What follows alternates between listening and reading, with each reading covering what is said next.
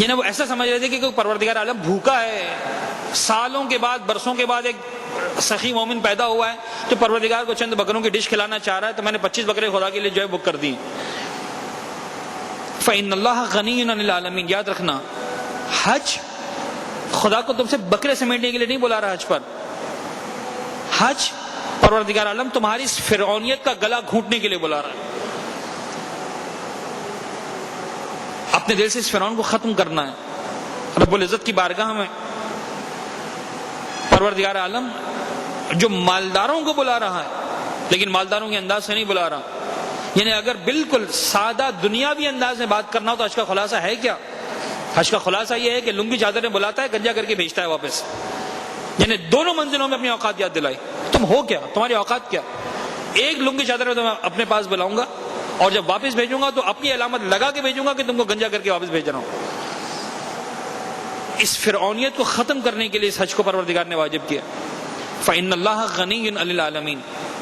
آپ میں سے تقریباً ہر ساتھی سامان سفر کی تیاری کر رہا ہوگا، آپ میں سے ہر ساتھی حج کے سفر کی تیاری کر رہا ہوگا، بہت ساری تیاری ہے جو آپ کو کرنی ہے، ضرور کریں، لیکن اس کے ساتھ یہ تیاری بھی کریں کہ آیا اس حج کے بعد تبدیلی کتنا لانی ہے۔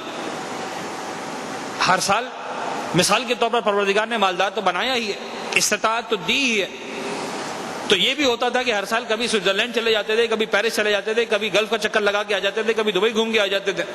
چلو اس سال موقع ملا ہے تو اللہ کی خاطر بھی ایک چکر لگا ہی لیں۔ کیا یہ وہ والا سفر ہے؟ انٹرٹینمنٹ کا سفر ہے؟ اگر واقعی نہیں والا انٹرٹینمنٹ کا سفر ہے تو پھر تو انسان کو یہ پوچھنے کا بھی حق ہے کہ مجھے اٹیچ بات ملے گا کہ نہیں ملے گا، مجھے ڈبل بیڈ روم ملے گا کہ نہیں ملے گا، جناب علی میری بس کے اندر کون سی سہولتیں ہوں گی، میرے خیمے کے اندر مثلا ٹیلی ویژن ملے گا کہ نہیں ملے گا۔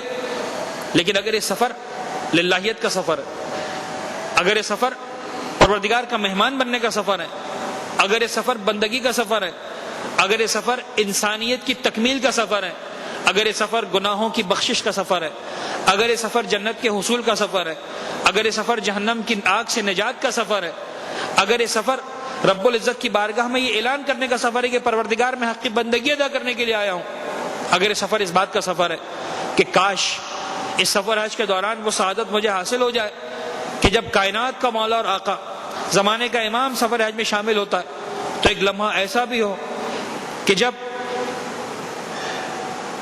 میری گناہگار آنکھیں بھی زمانے کے امام کے چہر اقدس کی زیارت کر لیں تو پھر تیاری اور ہوگی۔ پھر انسان یہ نہیں سوچے گا کہ مثال کے طور پر میرا سوٹ جو میں پہن کر جا رہا ہوں وہ 5,000 کا ہے کہ 6,000 کا، جو احرام کا سوٹ میں سلوا رہا ہوں یا سلوا رہی ہوں مثال کے طور پر جناب علی کس برانڈ کا بن رہا ہے اور جناب علی اس کے لیے کتنا خرچہ کیا جا رہا ہے اور جناب علی جو ہے وہ اس میں کیا کیا جناب علی دوسروں کو دکھایا جا سکتا ہے اس لباس کو۔ انسان یہ نہیں سوچے گا، انسان پھر کچھ اور سوچے گا کہ میں کیا کروں کہ پروردگار کو میرا آنا پسند آ جائے، میں کیا کروں کہ پروردگار کو میرا آنا قبول ہو جائے۔ وَلِلَّهِ عَلَى النَّاسِ حِجُّ الْبَيْتِ۔ بنیادی طور پر یہ حج 2 امور کا مجموعہ ہے، اس میں ایک انتظامی امور بھی آتی اور ایک فقہی اعتبار سے مسائل کو بھی ہم ڈسکس کرتے ہیں، لیکن سوال یہ ہے کہ کیا یہ دونوں یعنی سفر اور عبادت ایک دوسرے سے علیحدہ علیحدہ ہیں یا مربوط؟ دیکھیں ہمیں 2 کام کرنے ہیں، نمبر 1 سفر کرنا، نمبر 2 حج کرنا ہے۔ سفر ایک دنیاوی کام ہے، حج ایک عبادت ہے، لیکن کیا یہ دونوں الگ الگ چیزیں؟ اور آپ مجھ سے کہیں مولانا صاحب آپ ہمیں سفر وفر کا مت بتائیں، ہم نے بہت سب ٹریولنگ کی ہے، ہمارے پاسپورٹ ویزے سے بھرے ہوئے ہیں اور ہم جناب علی جو ہے وہ مثال فریکوینٹ فلائر ہیں اور ہم نے اتنے حج کیے، اتنے ہم نے سفر کیے، آپ سفر کا کچھ مت بتائیں، ہمیں سے بتائیں حج کیسے کرنا۔ نہیں، ایسا نہیں ہے، یہ وہ سفر ہے اور یہ وہ عبادت ہے کہ جو عبادت سفر سے الگ نہیں ہے اور سفر عبادت سے الگ نہیں ہے۔ آپ کے سفر کا آغاز ہوگا اور یوں سمجھ لیجئے جناب علی کہ جو ہے وہ آپ کے سفر کا آغاز ہوگا اور یوں سمجھ لیجئے کہ آپ کی عبادت کا آغاز ہو جائے گا۔ ایک صلوات پڑھ دیجیے گا محمد و آل محمد پر۔ بیٹا چارجنگ اسٹاپ ہو گئی ہے اس لیپ ٹاپ کی۔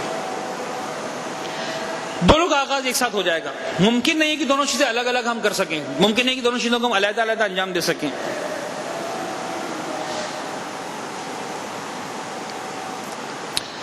تو یہ دونوں چیزیں ساتھ ساتھ چلیں گی. کسی مقام پر بھی ہمارے لیے ممکن نہیں ہوگا کہ ہم جناب علی ان دونوں چیزوں کو الگ کر سکیں. ادھر سے آپ چلے کراچی سے, بہت سارے لوگوں کے لیے یہ سفر شروع ہو جائے گا کہ آیا احرام کراچی ایئرپورٹ سے پہننا ہے, یا مثال کے طور پر جناب علی جدہ ایئرپورٹ سے پہننا ہے, یا مثال کے طور پر میقات جا کر پہننا ہے. ایک مسئلہ ہے سفر کا آغاز اور عبادت کا آغاز.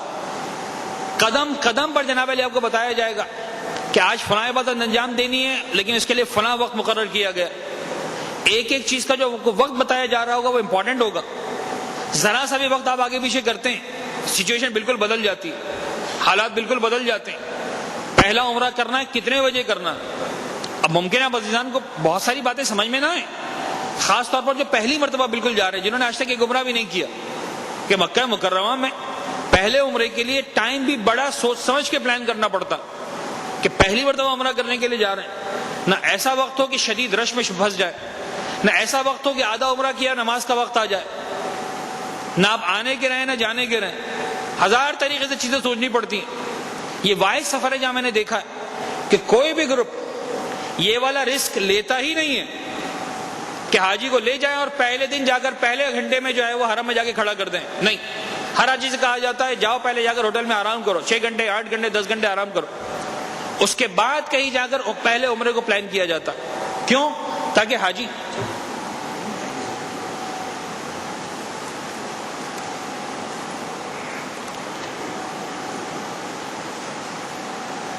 ایک سلوات پڑھ دیں محمد علیہ محمد.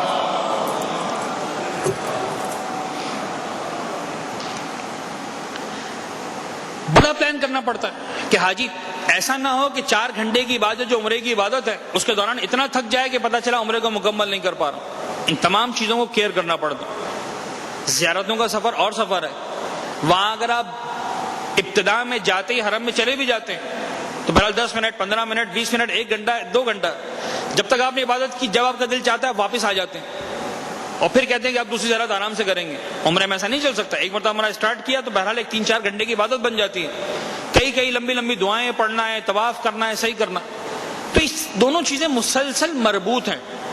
پھر ایک اور بات جس کا تذکرہ نہایت ضروری, اور وہ یہ کہ اگر مکہ مکرمہ کو اسٹریٹجیکلی دیکھیں تو یہ خود ایک ایسا شہر ہے آج بھی کہ جس کی اپنی آبادی کے بارے میں جو پتہ چلتا ہے, جو بتایا جاتا ہے 4-5 لاکھ سے زیادہ کی نہیں ہے. ایک ایسا شہر جس کی اپنی آبادی 4-5 لاکھ افراد سے زیادہ کی نہ ہو, اور اس میں تقریباً 25 لاکھ حاجی 20 لاکھ حاجی ایک ہی دن پہنچ رہے ہیں اور ایک ہی دن عبادت کو انجام دینا, اور وہ بھی ایک ملک اور ایک علاقے اور ایک شہر کے لوگ نہیں. اردو بولنے والا بھی آ رہا ہے, ہندی بولنے والا بھی آ رہا ہے, فارسی بولنے والا بھی آ رہا ہے, عربی بولنے والا بھی آ رہا ہے, کالا بھی آ رہا ہے, گورا بھی آ رہا ہے, ناٹا بھی آ رہا ہے, لمبا بھی آ رہا ہے, سب کے سب آ رہے ہیں. انتہائی ڈائیورس کلچرز ہیں جو وہاں پر ہم کو نظر آتے ہیں. وہاں آپ کو ایسے افراد بھی نظر آئیں گے جو آپ کے قد سے 1 فٹ چھوٹے نظر آئیں گے آپ کو, اور وہ افراد بھی نظر آئیں گے جو کم سے کم 1.5 فٹ اونچے نظر آئیں گے آپ کو. آپ کو دوسروں کو بچانا بھی ہے, خود کو بچنا بھی ہے. نہ کسی کو اپنے پیروں میں پامال کرنا ہے, نہ خود کسی کے پیروں میں آگے پامال ہونا. اب یہ ساری چیزیں کون بتائے گا؟ یہ سب اسی سفر حج کا حصہ ہیں, مربوط ہے. کسی مقام پر بھی پریشانی پیش آ گئی, پورا کا پورا حج متاثر ہو جاتا, پورا کا پورا حج ڈسٹرب ہو جاتا. تو بہت ساری چیزیں ہیں جو مسلسل ہمیں خیال رکھنا ہے. ابھی ایک چھوٹا سا گروپ ہے, 100-125 افراد کا گروپ. اس کا پہلا مرحلہ کراچی ایئرپورٹ پر ہوگا. جب یہ 100 افراد کا گروپ مثال کے طور پر 350-450 افراد کے جہاز کا ایک حصہ بنے گا, یعنی یہ گروپ مرج ہوگا ایک 450 افراد کے گروپ میں. وہاں پہنچنے کے بعد جب جدہ ایئرپورٹ پہنچیں گے, ابھی 450 افراد کا گروپ نہیں رہے گا. مثال کے طور پر 10 فلائٹیں اس میں بیٹھی ہوئی ہیں, یعنی ایک طرح سے ہم کو حصہ بننا ہوگا 4,500 افراد کا. پھر وہاں سے ہم حرم میں جائیں گے, ہم سے پہلے کافی لوگ پہنچ چکے ہوں گے, وہاں ہمیں لاکھوں افراد کا حصہ بننا ہوگا, لیکن ابھی بہت سارے نہیں پہنچے ہوں گے, بہت سارے مدینہ میں ہوں گے. پھر ہم مدینہ میں جائیں گے, دوبارہ لوٹ کر آئیں گے, عرفات کے میدان میں جائیں گے, اب ہمیں 25 لاکھ کا حصہ بننا. ایک ہی 100 آدمی, لیکن مرحلہ با مرحلہ اس میں تبدیلیاں ہیں, ہر لیول الگ ہے. ان کے لیے سب کو تیاری کرنی ہے ابھی سے, اور اپنے آپ